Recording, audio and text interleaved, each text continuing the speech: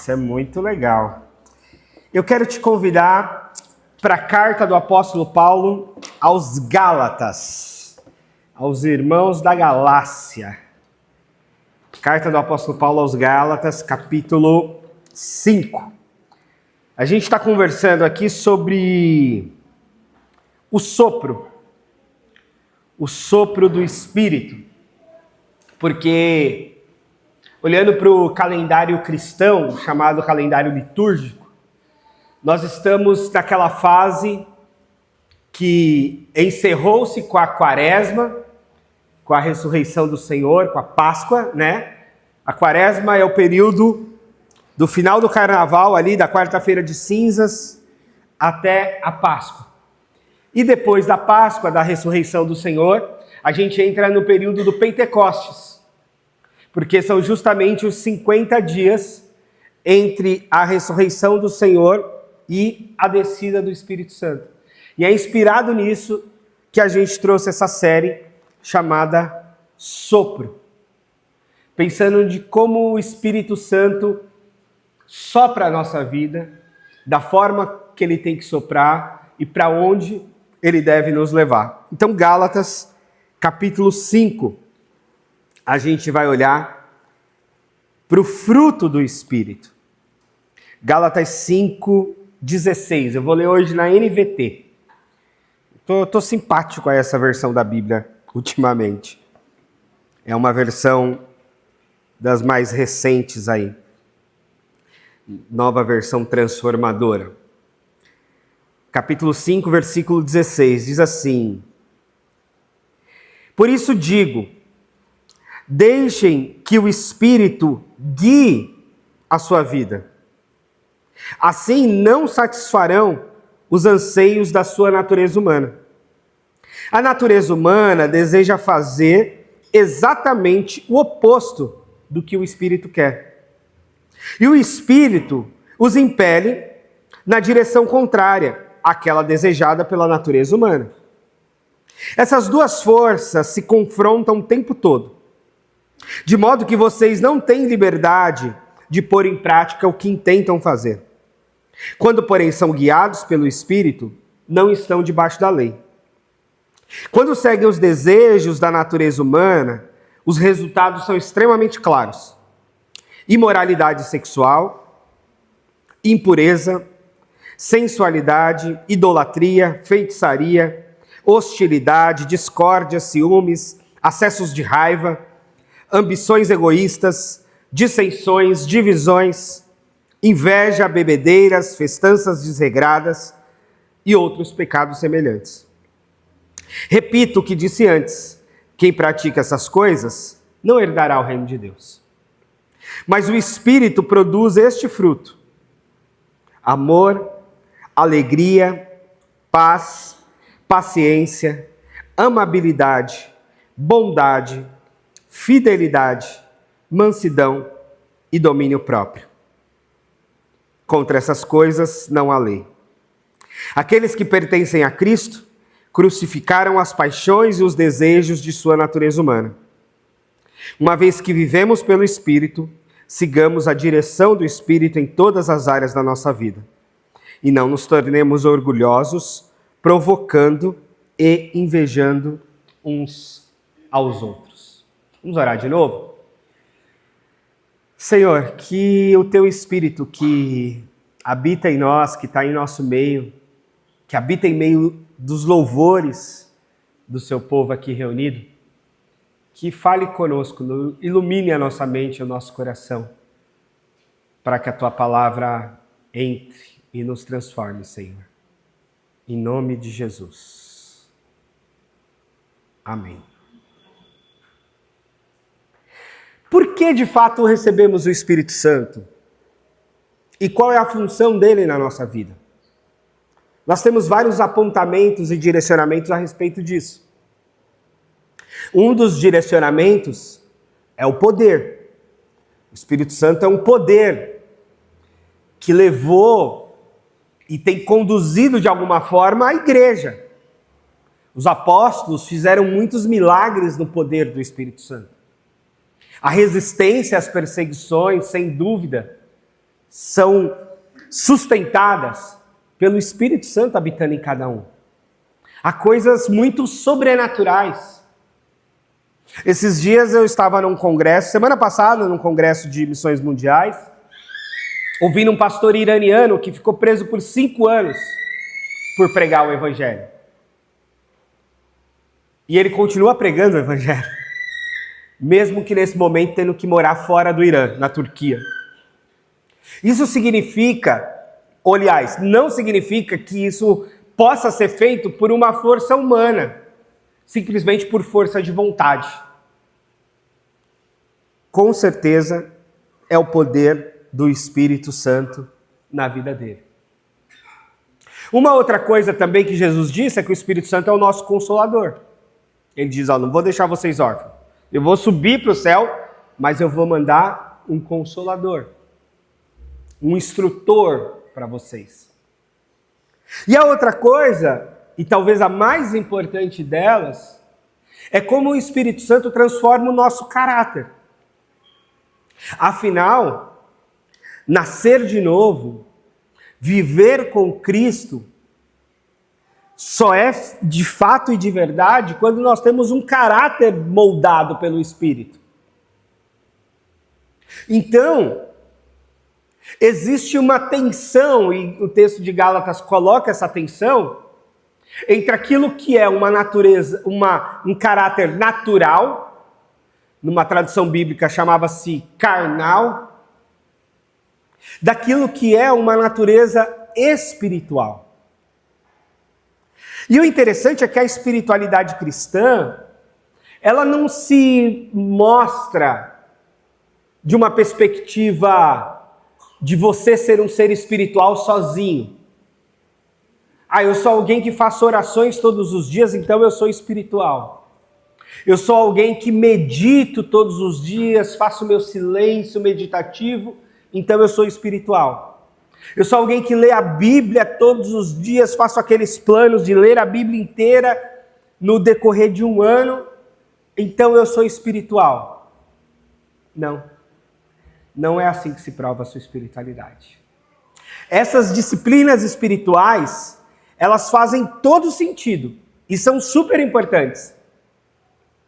Mas a tradução de uma vida transformada não consiste exatamente nessas práticas, mas consiste num caráter transformado. Entende a diferença? As disciplinas espirituais são exercícios importantes para a nossa vida, para o nosso cotidiano, para a nossa alimentação espiritual. Mas a nossa espiritualidade será medida pelo nosso caráter transformado. E é o que Gálatas está chamando de fruto do Espírito. Resultado. O que é um fruto? É resultado de uma planta, né? É resultado de uma árvore frutífera. O fruto. E a expectativa de que o Espírito Santo, então, dentro de nós, é que ele gere este fruto, o fruto do Espírito, que não é uma coisa só, que se manifesta em dimensões variadas. Quando a gente vai ensinar sobre fruto do Espírito para as crianças, e a gente já ensinou esse ano, inclusive, o que a gente mais usa comumente é uma mexerica, para mostrar a fruta e mostrar os gominhos dessa fruta como partes desse fruto do Espírito em nós. Então, o fruto do Espírito se manifesta num caráter transformado, e o caráter transformado, por sua vez, se manifesta nos relacionamentos. Sim, porque é muito fácil eu dizer, eu tenho um caráter transformado, mas eu estou sozinho numa caverna.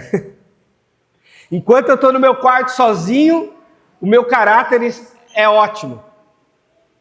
Quando eu me relaciono com alguém, eu quero matar esse outro alguém.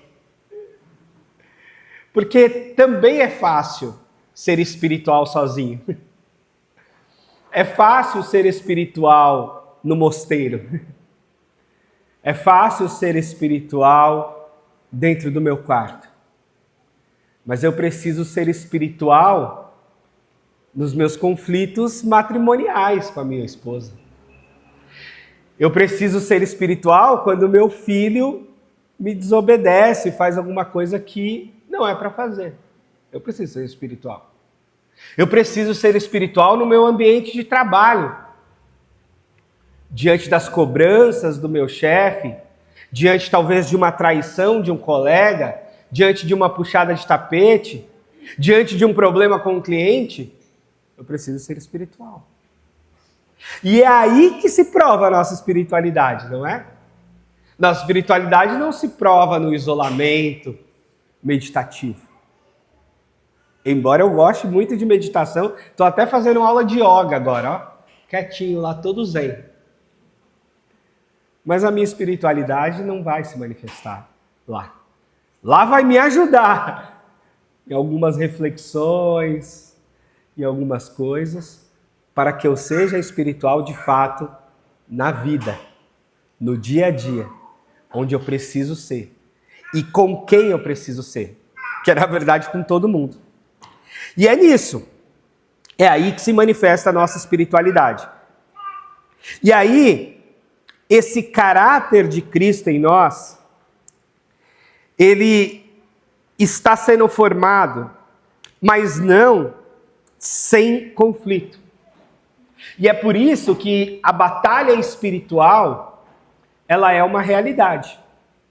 Talvez não é uma realidade como todo mundo pinta.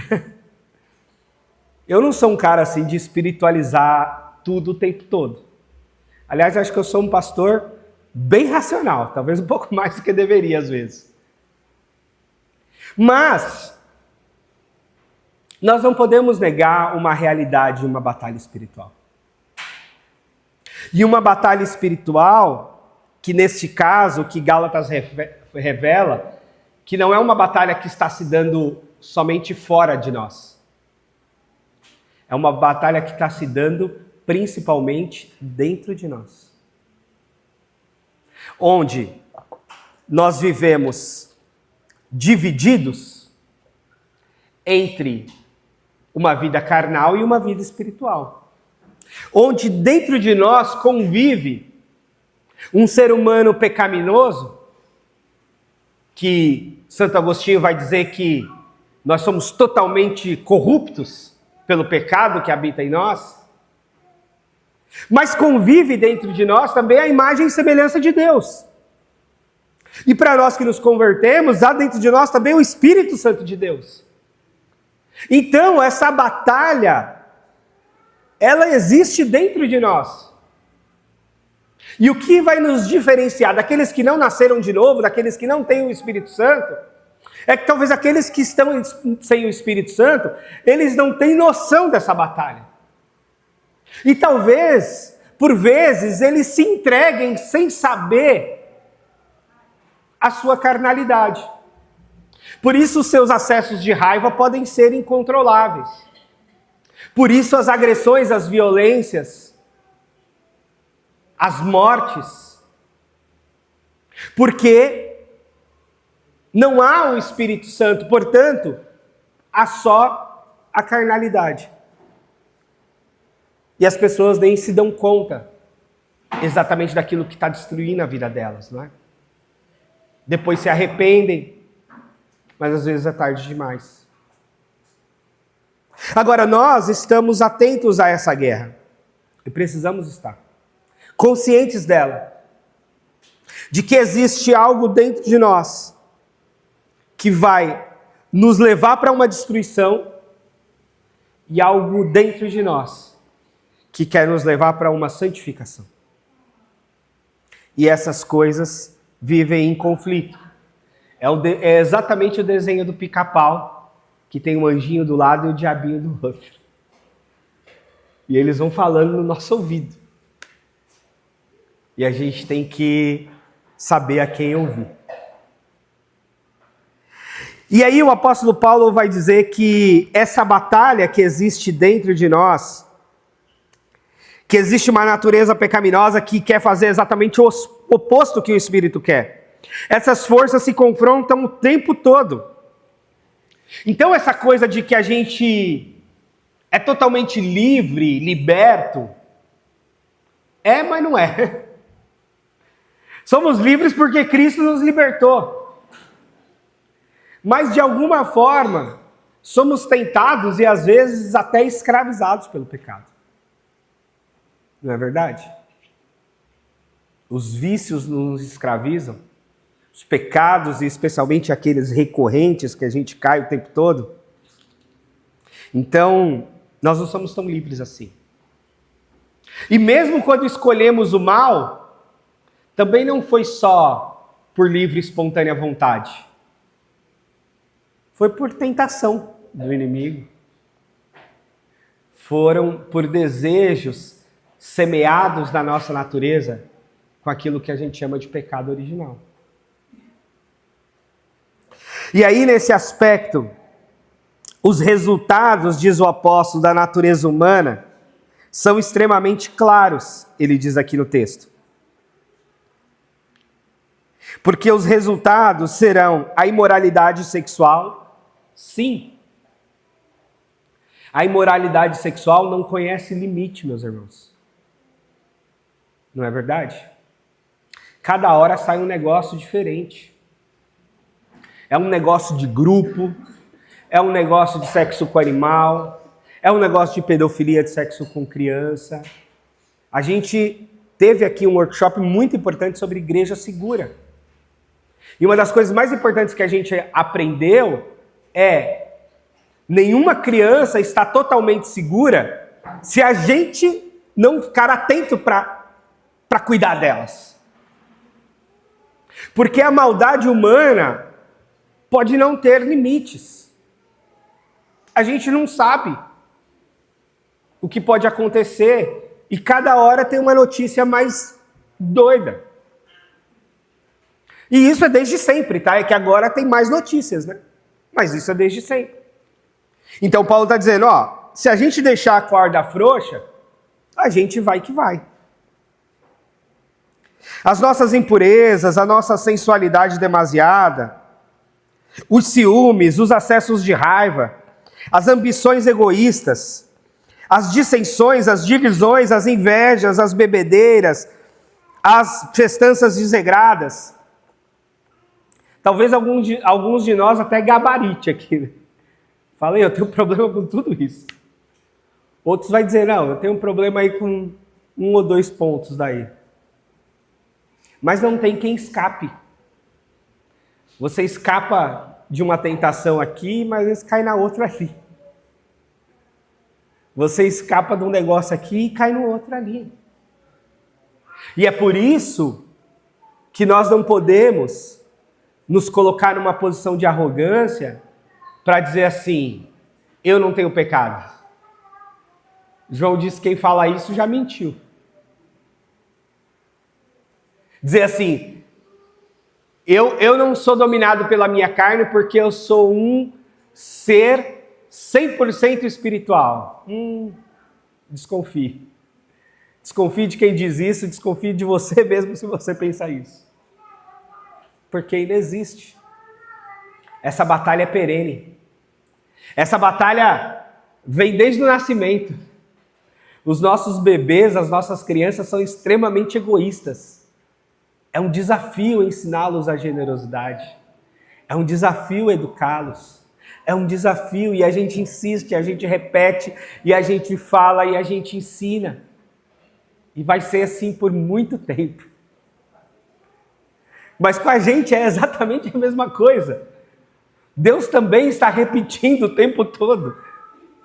As mesmas repetições que a gente faz com os nossos filhos, Deus está fazendo conosco. Deixe de ser egoísta. Deixe de pensar só em você. Deixe de ser desobediente. Deixe de arrumar confusão à toa. Deixe de arrumar briga com os outros. Perdoe seu coleguinha. Abra a mão. Dê um abraço. Se reconcilie. Obedeça. Espere, tenha paciência. Não se engane. Isso tudo que a gente repete aos nossos filhos o tempo todo, e temos de repetir, alguém já disse que ensinar é a arte de repetir muitas e muitas vezes, é o que Deus está fazendo conosco em cada devocional que a gente faz, a cada momento que a gente para ler a Bíblia, a cada pregação que a gente escuta, de alguma forma Deus está repetindo para a gente aquilo que a gente precisa fazer. Então essas coisas, elas nos afetam, elas nos pegam. Talvez você não tenha questões de imoralidade sexual, mas você tem questões de excesso de raiva. Você não controla a sua raiva. Ontem a gente estava falando o quanto antigamente se batia nas crianças, mas hoje a gente entende que os adultos batem nas crianças muito mais pela sua raiva, pelo seu descontrole. E não exatamente porque isso vai resolver alguma coisa, porque não vai, muito pelo contrário. Então, os acessos de raiva, as invejas. Hoje, a rede social é um grande incentivador das invejas, né? Porque todo mundo tenta postar uma vida maravilhosa, uma vida editada ali para as redes, formatada, e aquilo por vezes desperta inveja. Queria ser assim, queria ter esse corpo, queria ter esse cabelo, queria ter essa altura, queria ter essa grana, queria fazer essa viagem, queria ter essa família, queria ter essa igreja, queria ter esse tipo de emprego. É assim, né?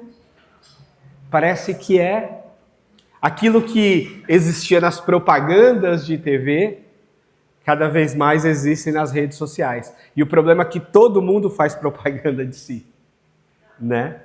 Todo mundo se vende nas redes. E isso é um grande despertador de invejas, que a gente tem que saber reconhecer e controlar. Não é verdade? As discórdias são variadas. As divisões, as confusões. Não me dou bem com esse, não me dou bem com aquele, não gosto daquele outro. Né? Aí fora se diz, meu santo não bateu com dela. Meu santo não bateu com dele é um critério normalmente usado na perspectiva das religiões de culto afro, onde se acredita que os santos, eles estão em conflito entre eles. Estão em guerra, alguns. E aí, de repente, o santo que eu tenho não bate com o santo que você tem. E é por isso que a gente não se dá bem, porque os nossos santos estão em conflito. Mas na fé cristã não é assim. Se a gente está em conflito, provavelmente é que o Espírito Santo de Deus não está nos dominando devidamente. Se a gente está em conflito, é porque a nossa carnalidade está sobressaindo, provavelmente. A sua, a minha ou a nossa. Então, não é culpa do seu santo nem do meu santo. É culpa da sua carnalidade e da minha carnalidade. E aí a gente tem que fazer o exercício de dizer, Deus, me ajuda. Me ajuda. E Paulo vai dizer, olha, no entanto, o fruto do Espírito, ele é amor. E o que é amor? Amor é querer bem, fazer o bem, independentemente do resultado. Isso é amor. Você ama seu filho, você ama sua esposa, você ama seu marido, você ama o seu próximo, a pessoa que está na rua. E como é que manifesta esse amor? Quando você faz o bem sem esperar resultado. Quando Jesus foi questionado sobre o amor ao próximo, o que ele disse? Contou a parábola do bom samaritano. Um sujeito sofre assalto, cai no chão, fica caído na beira da estrada, quase morto. Alguém vai ali, passa um remédio nas feridas dele, coloca ele sobre o cavalo, cuida dele, leva ele para uma hospedaria, paga a conta da hospedaria e segue sua viagem. Ele fez o bem, cuidou daquela pessoa, amou de forma prática, mesmo sem ter nenhum resultado daquilo. Talvez com um sujeito quase desmaiado. Mas ele amou aquele sujeito daquilo que ele estava. Se aquele sujeito depois agradeceu, não agradeceu, se eles viraram amigos depois, a história não conta. Não dá para saber. Mas ele amou. Ele amou porque ele serviu, ele amou porque ele cuidou. Ele amou porque ele ajudou.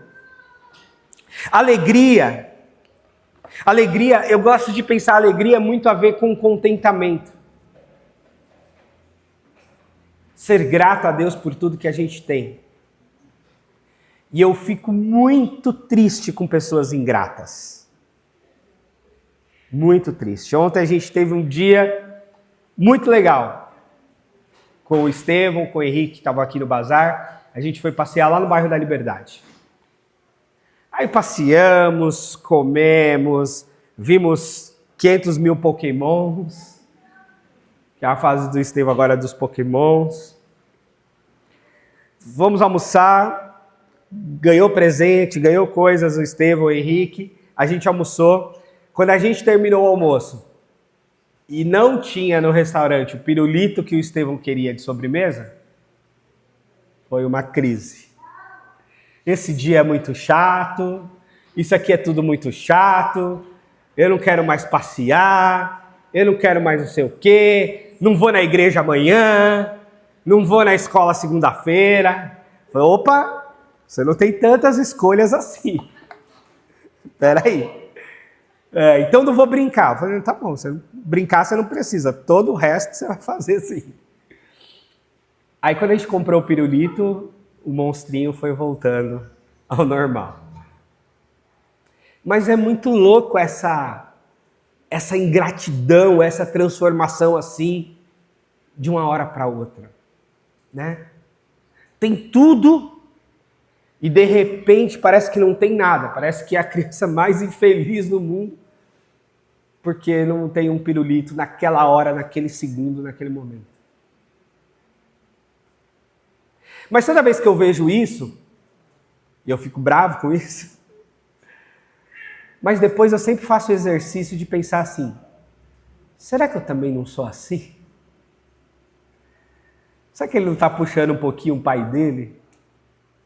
Que é tão abençoado, tem dias e dias maravilhosos, e que de repente dá um negocinho ruim ali, dá uma frustração, e aí eu começo a achar tudo horrível já?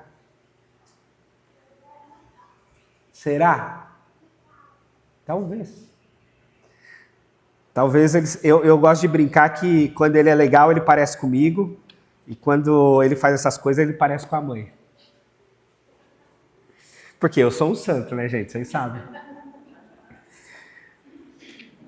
Mas não é bem assim. E aí eu tenho dito para ele, filho, e depois eu conversei de novo, né, no sangue frio, que eu não gostei do que ele fez. E falei, filho, você precisa ter gratidão, você precisa ter paciência, as coisas não são na hora que você quer, do jeito que você quer. Mas isso eu já repeti 500 vezes. Eu vou repetir mais umas 2.000 provavelmente. Mas não é isso que Deus também faz com a gente? E então a gente precisa alimentar esse sentimento de gratidão e de alegria, independente das coisas, independente das circunstâncias à nossa volta. Alegria. Alegria. Alegria por ter sido salvo por Deus, alegria por ter uma família, alegria por ter o pão de cada dia que não nos falta, alegria pelo trabalho, alegria pelos filhos, por tudo. Ele diz que aquele que tem o Espírito Santo tem paz. Tem gente que gosta de viver em confusão. Mas eu acho que não é que a pessoa gosta, é que ela não percebe esse espírito e essa carnalidade briguenta. Briga no trânsito, briga com a família, briga em casa, briga na rua, briga no esporte, briga. Quando alguém guiado pelo Espírito tem paz. Está de boa. Tem paz sem tomar Rivotril. O Rivotril é mais fácil ter paz. Eu já tomei, eu já sei que dá uma brisinha. Mas não é essa paz medicamentosa, é um remédio muito perigoso, inclusive. Uma paz de uma vida no Espírito. Uma paz de que a nossa vida está nas mãos do Senhor, de que Ele está cuidando, e naquilo que depender de nós, nós teremos paz. Nós viveremos em paz. A gente não é agente de guerra. Jesus diz, bem-aventurados os pacificadores. Pacificadores são aqueles que trabalham pela paz, que constroem paz. E esse ano é ano de eleição, hein? Um desafio de trabalharmos pela paz, intencionalmente, cotidianamente talvez. Trabalho pela paz, por viver em paz, por evitar confusão.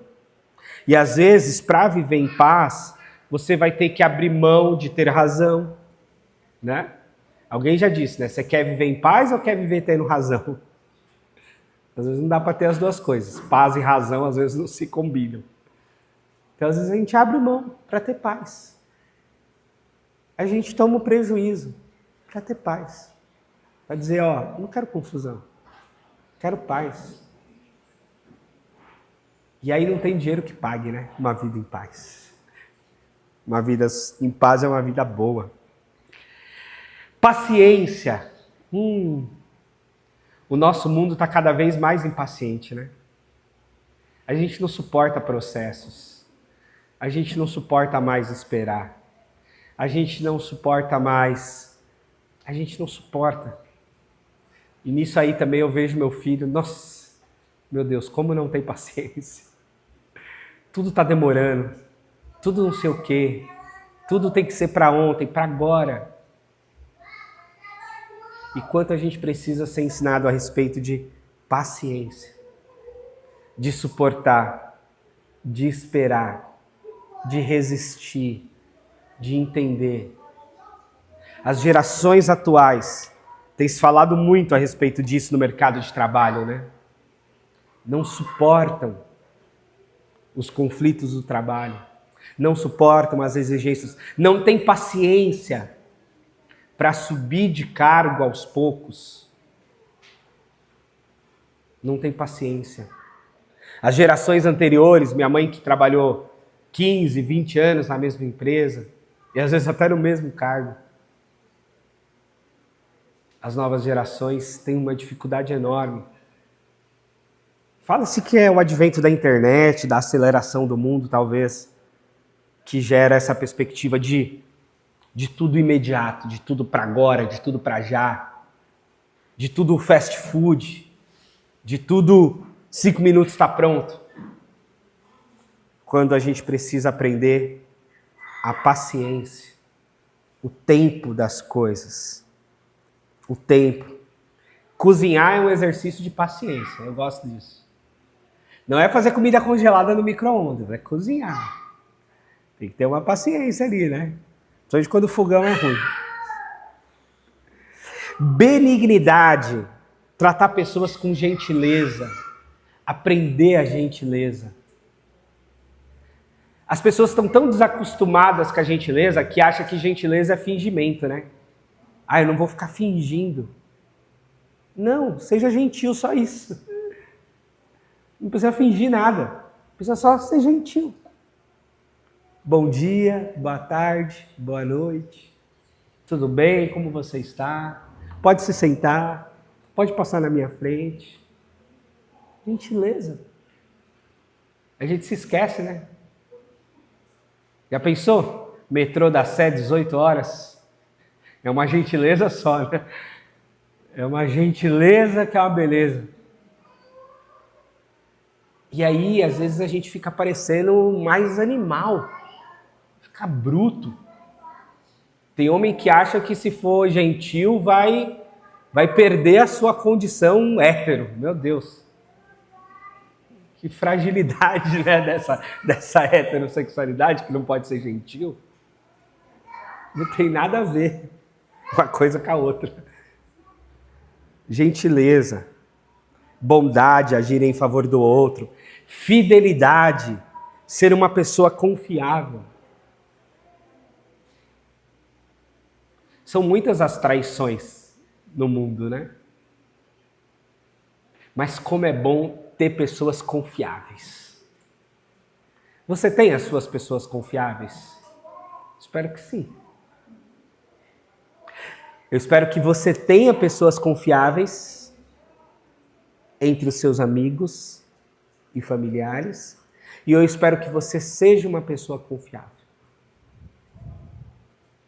Uma pessoa que pode ouvir a coisa mais absurda de alguém, que pode receber em mãos a coisa mais preciosa de alguém, e aquilo estará bem guardado, porque você é confiável.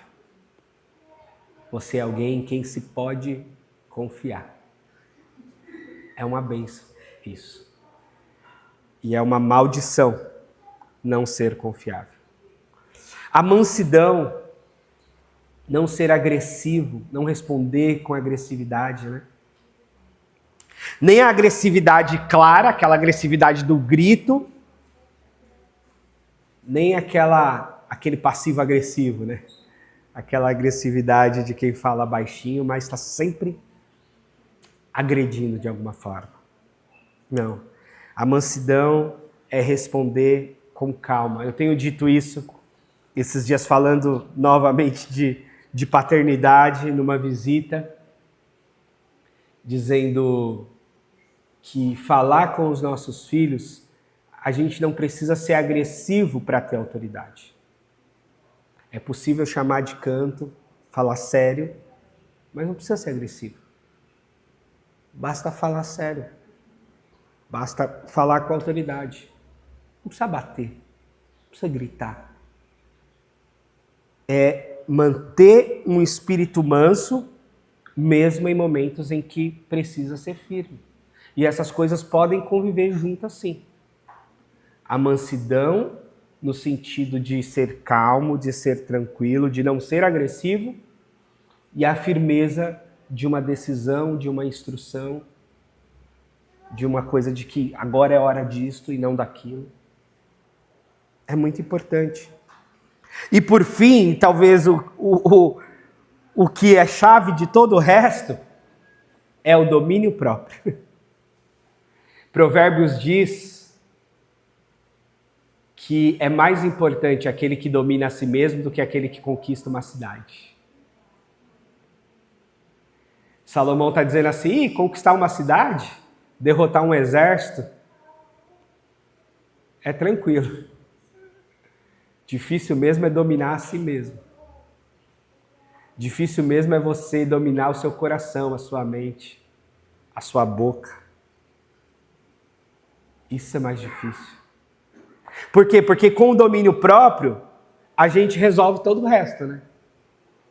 Com o domínio próprio, a gente é manso. Com o domínio próprio, a gente não age impulsivamente. Com o domínio próprio, a gente não age agressivamente. Com o domínio próprio, a gente pode agir com paz, com paciência. Com o domínio próprio, a gente pode trabalhar a nossa sexualidade canalizada do jeito certo, da forma certa, que é abençoada por Deus, que é preparada por Deus. Com o domínio próprio, a gente pode viver de fato no Espírito. E aí, no final do texto, ele diz, diante dessas coisas, não há lei. Por que ele está dizendo que não há lei? Porque existe um conflito aqui entre os Gálatas. daquilo que é ser legalista e agir dentro da lei. E você sabe que você pode agir dentro da lei e ser extremamente grosso. Você pode agir dentro da lei e ser extremamente duro.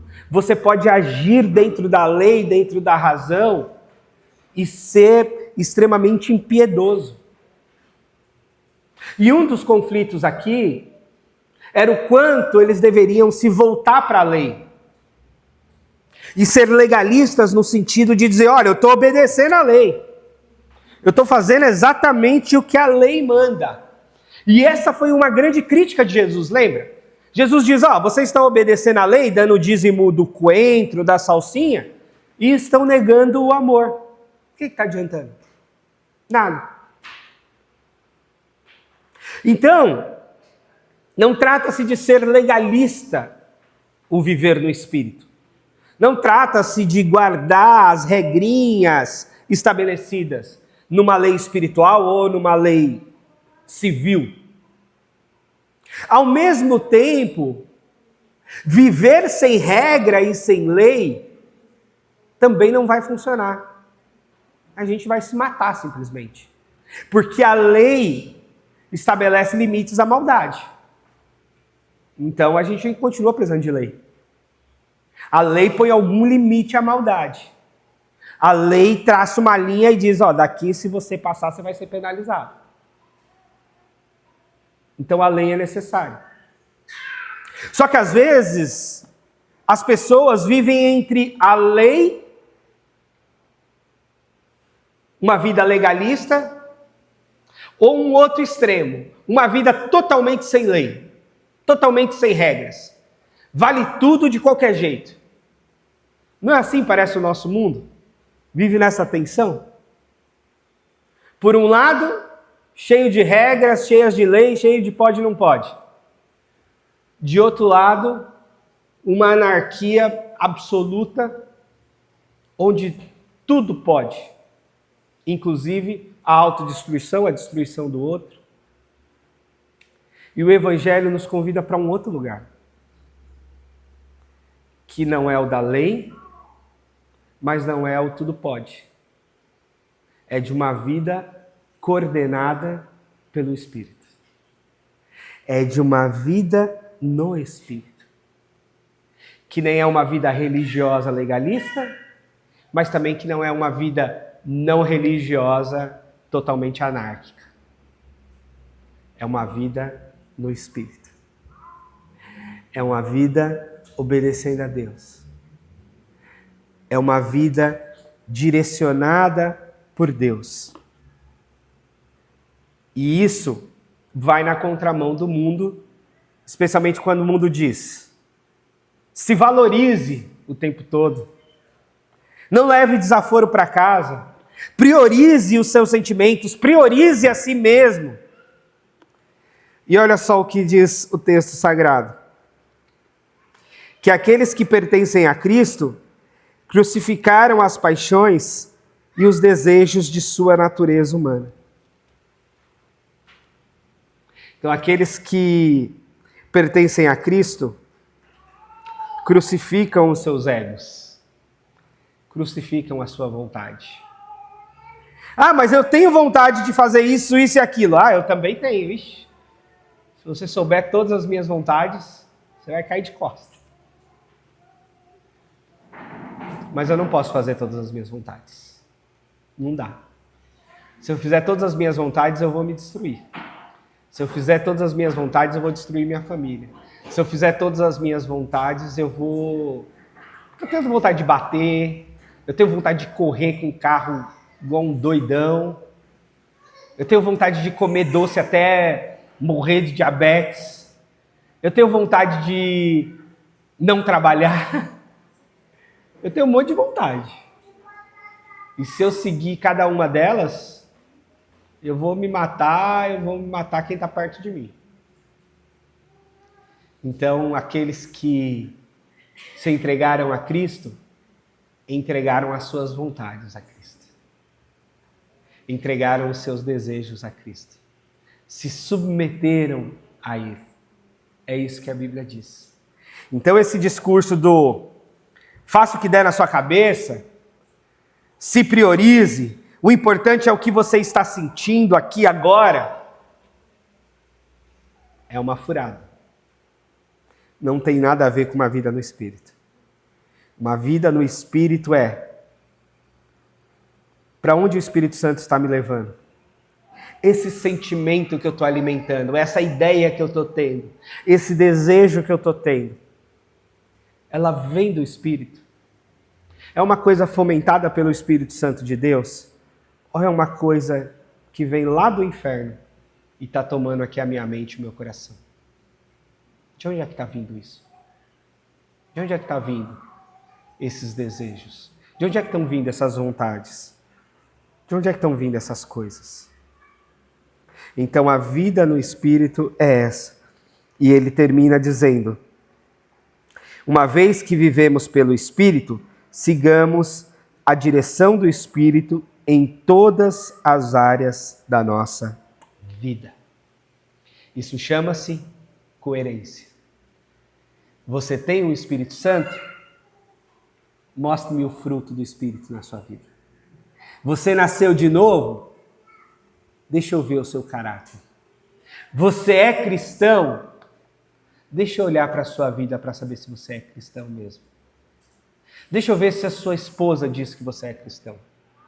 Deixa eu ver se seu filho diz que você é cristão. Deixa eu ver se seus pais dizem que você é cristão. Deixa eu ver se os seus amigos dizem que você é cristão. Deixa eu ver se seus colegas de trabalho reconhecem que você é cristão.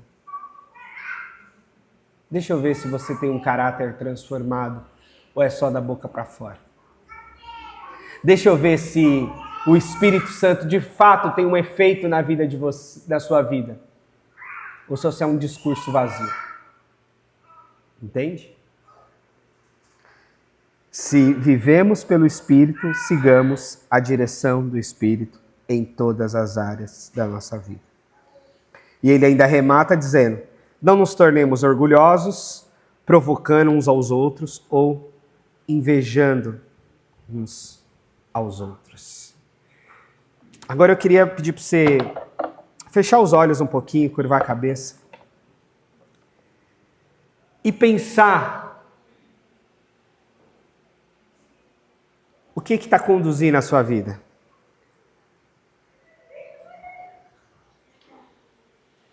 Pensar se você está vivendo no Espírito ou se você está vivendo na carne. Se as suas decisões, se as suas atitudes, elas estão movidas pelo Espírito Santo ou não. Ou elas estão movidas pelo pecado, pelo ressentimento, pela inveja, pelas grosserias, pelo egoísmo, pelas desculpas esfarrapadas. O que te guia? O que te guia? É o espírito da nossa época? As redes sociais, as frases de efeito, os coaches? Ou é o Espírito Santo de Deus? Ou é a palavra de Deus? O que te guia? O que conduz sua vida?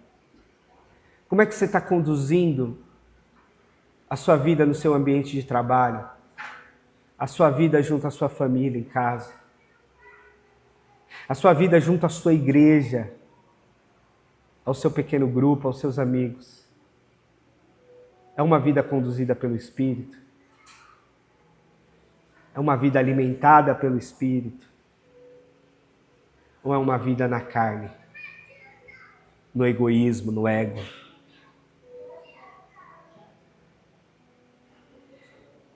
Eu queria que você considerasse as suas atitudes dos últimos tempos.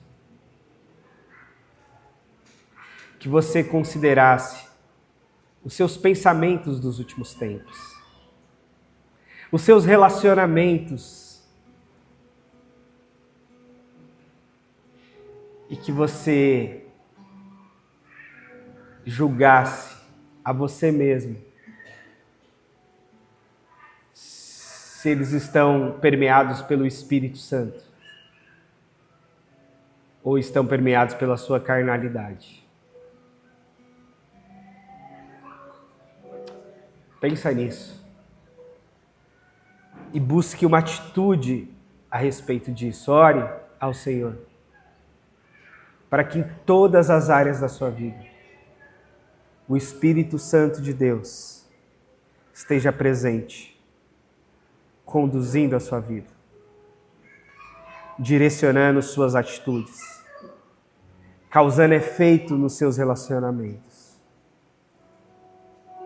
para a glória de Deus. Senhor, nesse momento eu oro por mim, oro por meus irmãos aqui, pedindo o Teu Espírito Santo sobre nós, pedindo a força do Teu Espírito Santo, pedindo domínio próprio, Senhor, mansidão, paz, bondade, benignidade, amor, gentileza, educação, cuidado. Tudo aquilo que o Espírito Santo manifesta na nossa vida, que o Senhor nos dê. Que o Senhor se mostre na nossa vida, transformando a nossa personalidade, transformando o nosso coração, transformando as nossas atitudes. Que as pessoas à nossa volta vejam e percebam o que aconteceu. Aconteceu que o Espírito Santo está nos dominando. Aconteceu é que nós estamos entregues ao Espírito Santo do Senhor. Aconteceu que nós crucificamos a nossa carne, o nosso ego, os nossos desejos, as nossas paixões, as nossas vontades na cruz de Cristo. E estamos vivendo no sopro do Espírito. Estamos conduzidos pelo Espírito. Estamos caminhando conforme o Espírito Santo nos leva. E estamos falando aquilo que o Espírito Santo põe na nossa boca. Estamos vivendo no Espírito. Senhor, e nos faça resistir à nossa carnalidade. Faça-nos resistir às tentações. Faça-nos resistir aos dardos inflamados do inimigo. Faça-nos resistir, Senhor, a toda a maldade que nos rodeia e toda a maldade que habita em nós. Faça-nos resistir, Senhor, bravamente, na força do Teu Espírito Santo. Não pela lei, não pela religiosidade, mas pela força do Teu Espírito Santo. Por agradar ao Senhor e saber que agradando ao Senhor, agradaremos a nossa esposa, os nossos maridos, agradaremos os nossos filhos, agradaremos os nossos pais, os nossos amigos. Teremos uma nova vida que agrada ao Senhor e aos que estão à nossa volta. Em nome de Jesus, Pai. Amém. Amém.